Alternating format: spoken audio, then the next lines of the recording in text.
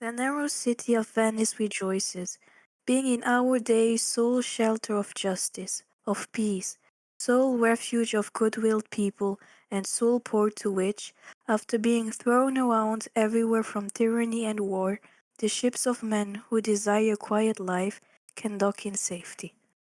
A city rich in gold, but even more in nomination, strong in power, but more in virtue, founded upon solid marble, but also upon an even more solid civil conquered base, firm and immovable, and, more than being safe by the sea she chose as walls, she is made secure by the prudent knowledge of her children.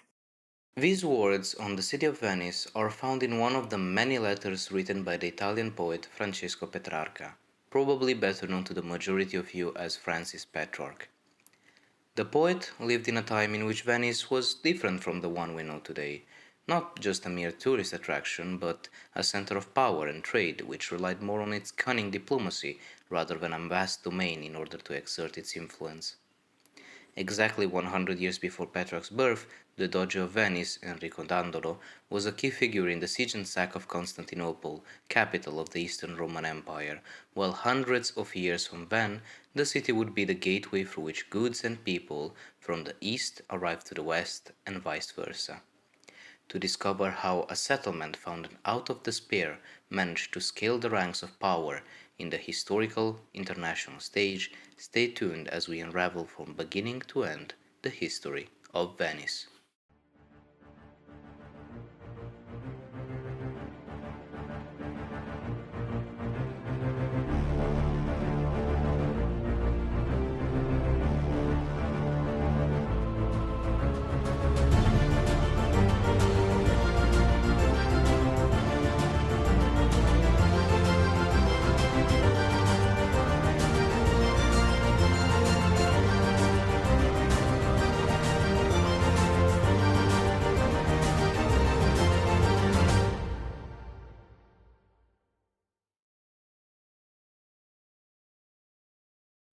As is usual for ancient times, let us begin this story with myths, specifically with the one regarding the War of Troy, famously sung about by the poet Homer in his Iliad.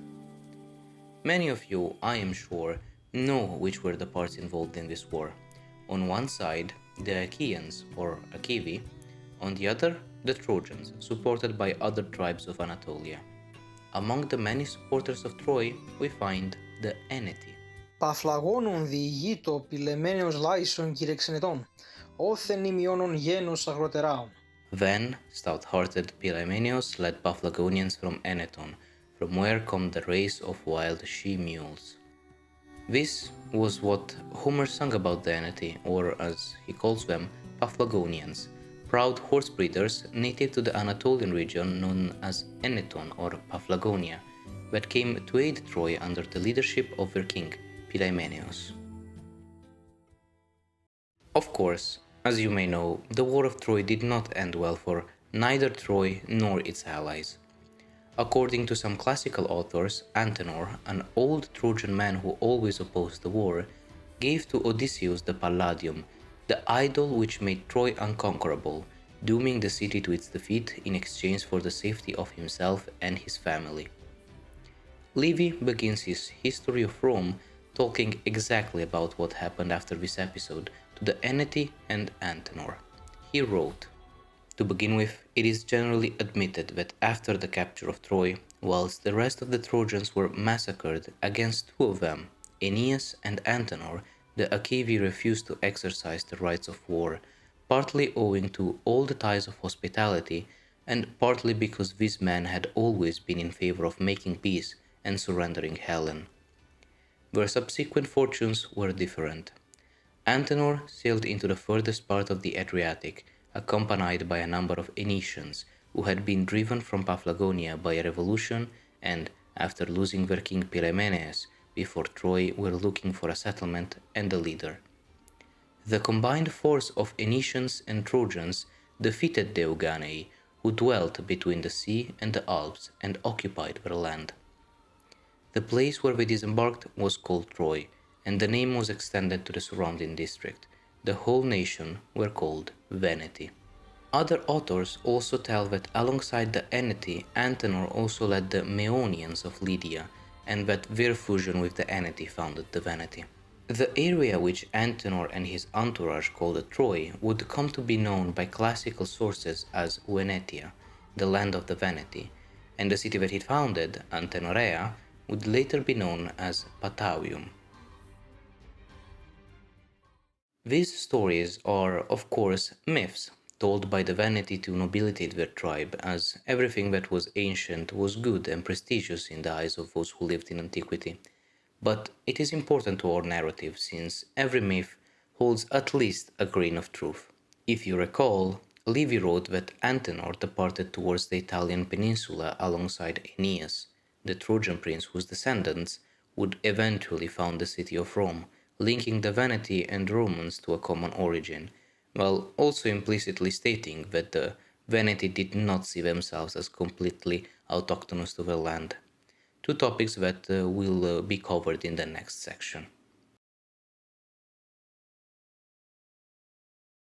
Long before the Italian peninsula was called as such, it was solely inhabited by autochthonous non-Indo-European tribes, such as the Rhaetians and their close relatives, the Etruscans.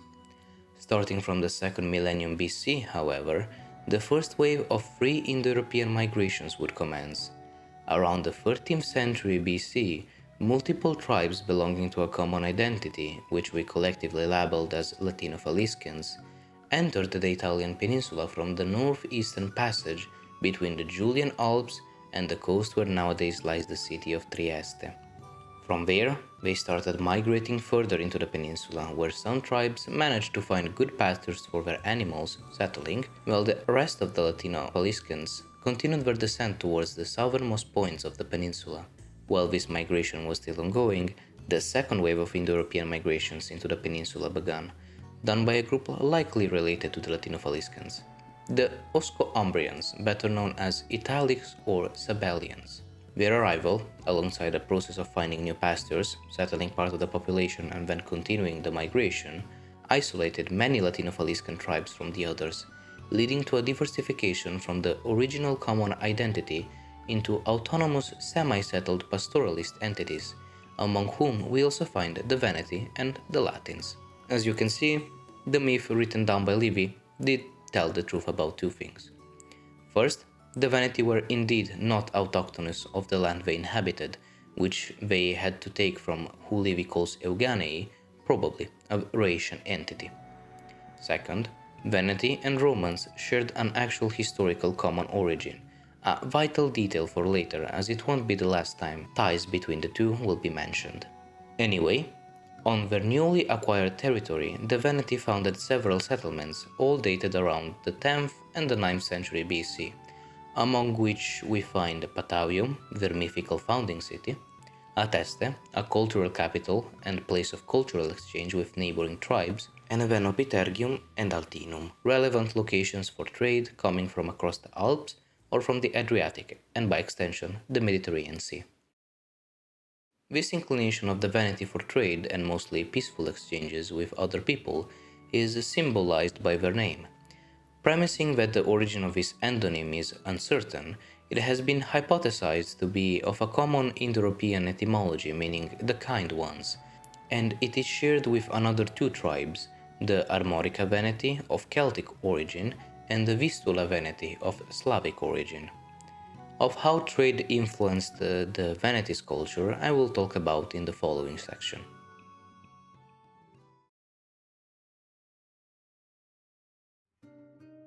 Due to the lack of a literary corpus, it is a complex job to talk extensively regarding all aspects of Venetic culture, as we can do, for example, regarding Roman culture, and we must rely mainly on our archaeological and epigraphical sources, which, luckily enough, we possess in a decent amount.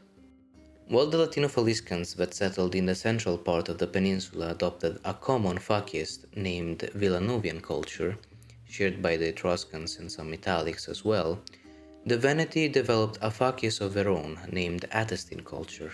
This material culture was defined mainly by the production and exportation of refined situlas, a type of vessels, and is classically divided in four periods, showing a continuous evolution until the almost abrupt end that would ensue with the Romanization later on. Aside of Situlas, the Veneti were also renowned as excellent horse breeders. Strabo, in the first chapter of the 5th book of his Geography, wrote the devotion to and excellence in horse breeding of the Veneti, connecting them to the horse breeders of Anatolia, the already cited Eneti from the Iliad. These horses, Strabo claims, became renowned for a long time all across the Greek world after Dionysius, tyrant of Syracuse, bought a stud and showed it with pride to the world.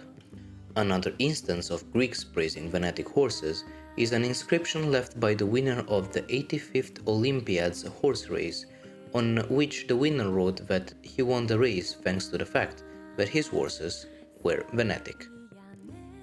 Exportation was not the entire usage of the horse for the Veneti. For them it was a highly revered animal. It is thought that the Veneti possessed an entire social class for those that owned horses, perhaps akin to the equites of early Rome, before the term started denoting the richest people in the city. A person who owned a horse was called an equopetaris, sometimes written epetaris or ecupetaris, meaning lord of the horse. Another aspect of the devotion to horses are the many tombs dedicated to them that were found across the Veneti's territory, and the frequent ex voto bronze statuettes offerings depicting horses given to the Venetic gods. Talking of which, Venetic religion is probably one of the trickiest topics to cover, so not much will be said. Suffice to say that 3 are the Venetic gods we know with a good degree of certainty: Altnon, Tribusiate, and most importantly, Reitia. Reitia was most likely the chief goddess of the Venetic pantheon and was a shared deity across the population living close to the Alps, seemingly a very polyhedric deity. To her, many of the ex voto offerings done by the Veneti were dedicated. So far, I have talked about what the Veneti produced and exported, but not what they imported. In exchange for their horses, situla craftsmanship, and other goods, the Veneti imported luxury goods such as weapons and jewelry, usually of Celtic origin. In fact, quite copious are the archaeological findings of Celtic jewelry in the tombs of Venetic women and of Celtic weapons, usually of the Latin A group, and Celtic armor, such as mail armor, in the tombs of Venetic men. Strabo, who was born at the end of the Republican period of Rome and at the dawn of the Empire, recorded that to his days the Veneti looked so similar to the Celts that it was thought they might be descendants of the Armorica Veneti living in Gaul, indicating that the trading relations of the Veneti with the nearby tribes went over a mere exchange of goods, but was in fact an exchange of customs and traditions. The diplomatic relations with individual Celtic tribes, however, started to vary due to the Transalpine Gallic invasion of the peninsula, which will be discussed in the next section, but before that, it is best to assess the status of the Venetic settlements at the end of the 5th century BC. By now, all of the locations previously mentioned developed in fully fledged cities, with Patavium and Ateste seemingly being the most relevant, but at the same time new cities were being founded, or rather repopulated, such as in the case of the old and almost abandoned Etruscan settlement of Hatria, renamed to Adria, which entered the Venetic orbit and saw new life as Veneti, Etruscans, and Greeks lived together. The city, especially thanks to the Emporion founded by the Syracusans, became a vital node for Adriatic trade, to the point that it became the namesake of the Adriatic Sea itself. The Italian peninsula's 4th century BC was opened by a huge migration of Celtic people. Many tribes from Transalpine Gaul started relocating themselves, aggressively more often than not, all across the peninsula, replacing or pushing the already existing Cisalpine Gallic tribes closer with the Etruscan, Veneti, and other tribes. This massive migration is thought to have started due to the many conflicts between the Carthaginians, Etruscans, and Greeks, who wanted to impose their dominion over the Tyrrhenic Sea's trade nodes, conflicts that were also fought with Gallic mercenaries, which sparked the interest of entire tribes to relocate themselves closer to their employer. The first to truly feel the wrath of these mercenaries was the city of Rome, which at the time affirmed its power, more or less, just on Latium, and was still seen by foreigners to the Latin scene as a city of the Etruscan sphere of influence, especially due to its alliances with Etruscan cities. These alliances led the infamous Senoни to war with the Romans and to the eventual sack of Rome in 390 BC.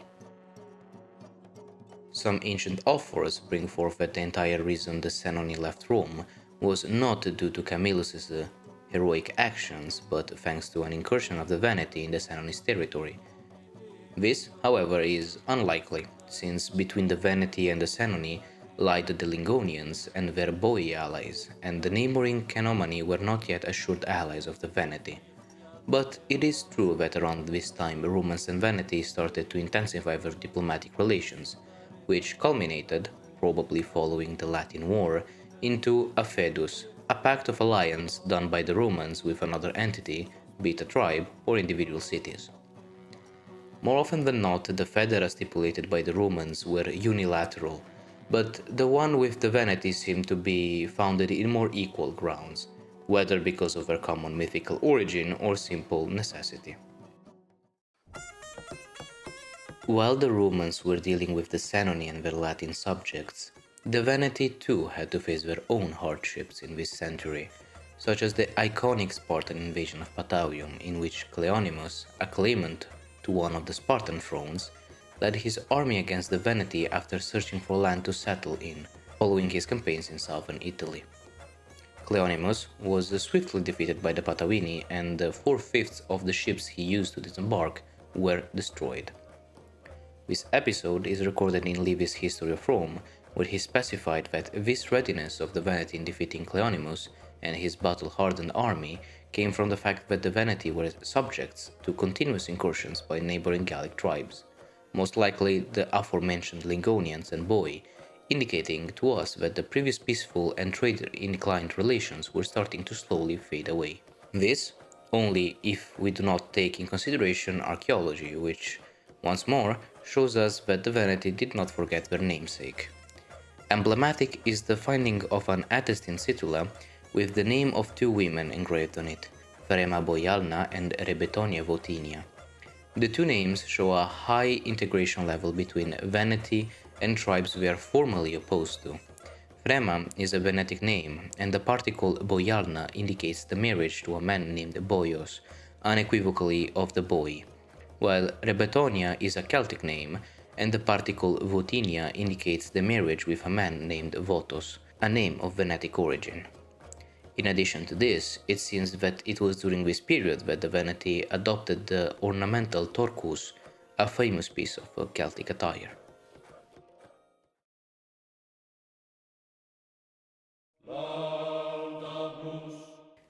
Eventually, the Gallic issue in the peninsula would come to an end when the Veneti, allied with the Cenomani, aided the Romans in a last conjoint effort at the Battle of Talamo in 225 BC. There, the hostile Gauls were defeated alongside their Etruscan and Ligurian supporters. This, however, was not the end of the Gallic threat overall, since Livy wrote about a massive migration of 12,000 Transalpine Gauls just around 40 years after the victory at Talamo in 186 BC. The problem was tackled by allowing the Romans to deduce a colony in Venetic territory that would function as a well-garrisoned outpost.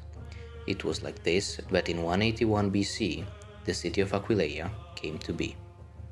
Of course, deducing a border colony without being able to swiftly reinforce it in case of necessity would have not been wise, so, following the colony's deduction, multiple roads were made in order to connect Aquileia and the other important Venetic cities to the Roman road system: the Via Aemilia Altinate in 175 BC, the Via Postumia in 148 BC, and the Via Annia in 131 BC. Thanks to these roads, not only soldiers, but merchants and, generally, wealthy Romans came to stabilize themselves in Aquileia. This would put a stop to the Celtization of the Veneti and would begin their Romanization. Venetic Latin bilingualism appeared alongside Roman fashion and customs, which, unlike for most of the peninsula, were not imposed but spontaneously accepted with time. Those on which Roman customs and rule were imposed would not take long to rebel, though. Talking of rebellions, there has been only one case of possible Venetic rebellion against the Romans, but the only source on it is Livy, which covers the issue very quickly. The episode saw the elite of Patavium in a dispute, which would only be solved thanks to the intervention of a Roman consul. This event could be seen as a symbolic beginning. From now on, one cannot talk about the Veneti without talking about the Romans as well.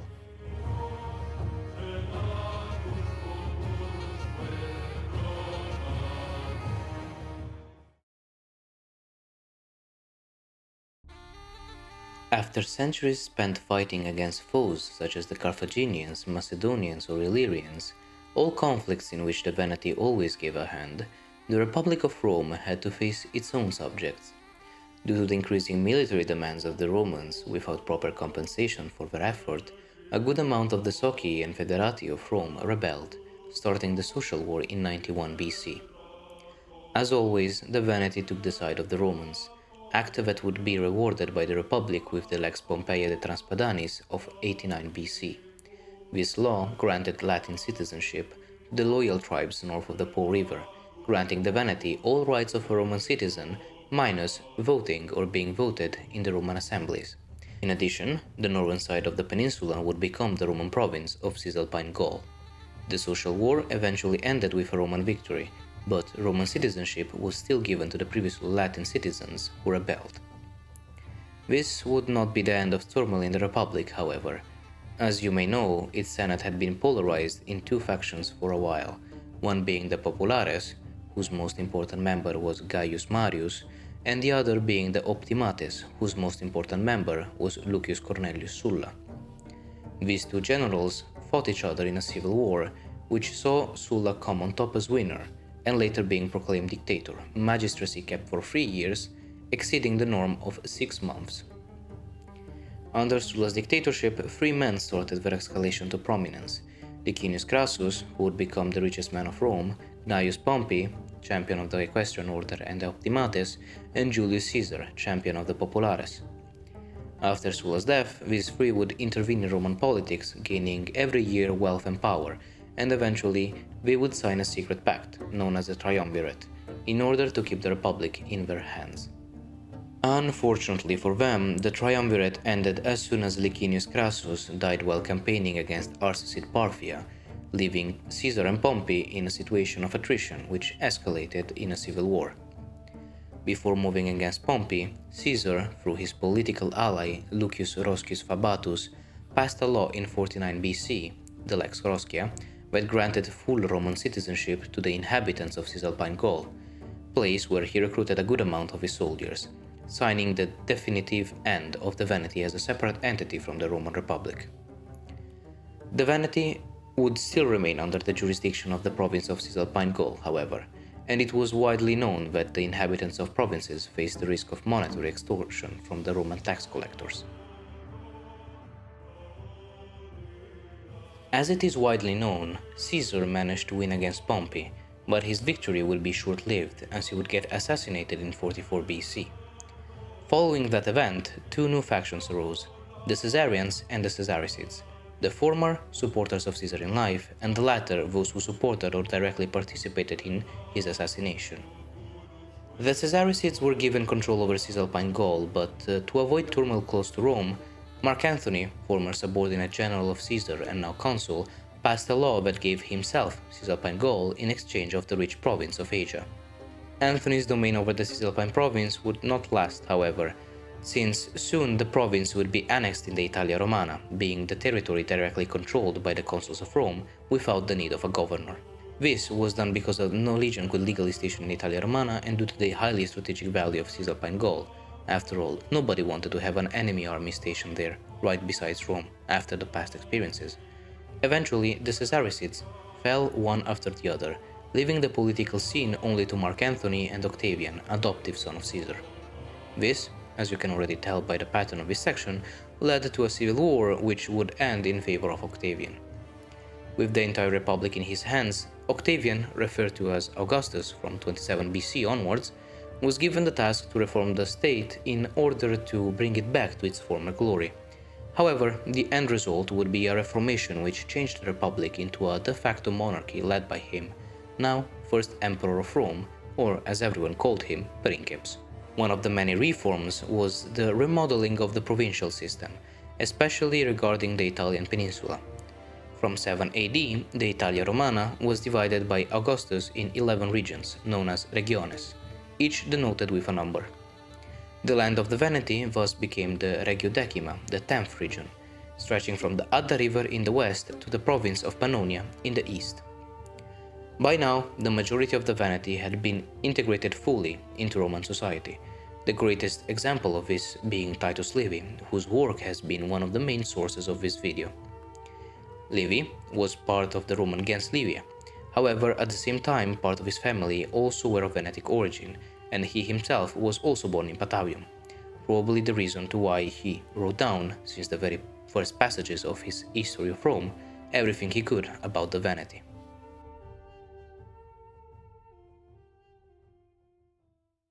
Before we end, one last thing. As we have started this video with a myth, let us conclude it with one as well. It is told that during the reign of Emperor Nero over Rome, around half a century after the foundation of the Regio Decima, a man from faraway lands arrived in Aquileia.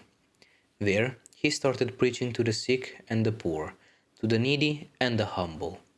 His preachings were about a God-made man who died on a cross for the sins of all mankind. Good news is what he called this. After a while, he appointed a successor for those preachings, named Hermagoras, aided in his task by another Aquileian named Fortunatus. Having left Aquileia in good hands, the man, named Mark, wandered in the Regio Decima until he lost himself close to a lagoon, in the proximity of Altinum. It was there that an angel appeared to him and told him, Pax tibi Marke, evangelista meus, hic requiescit corpus tuum. Peace to thee, Mark, my evangelist, here shall your body rest. However, seemingly contrary to those words, Mark met his end not in the Regio Decima, not even in Italy, but in Alexandria in the province of Egypt, where he suffered martyrdom for his faith and was buried. The angel did not tell lies, however, and the time will arrive when the body of the evangelist would be brought back at that lagoon. No more would the Veneti be the people of the fair horses, as Strabo said, but rather the children of the winged lion of Saint Mark.